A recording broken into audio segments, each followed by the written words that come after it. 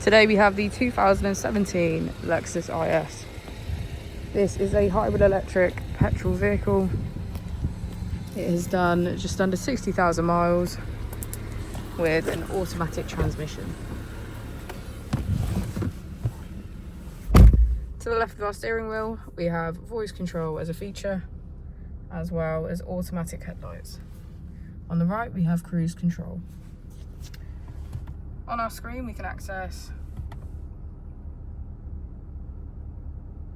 audio, display, setup, information, vehicle settings, and smartphone integration. We also have our climate control,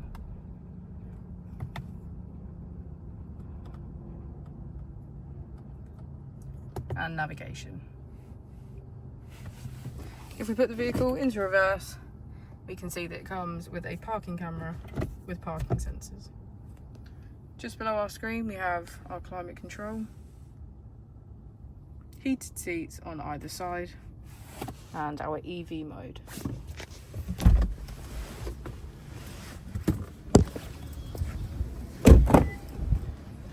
As we go into the back of the vehicle, we can see that all of our seats have a black leather trim.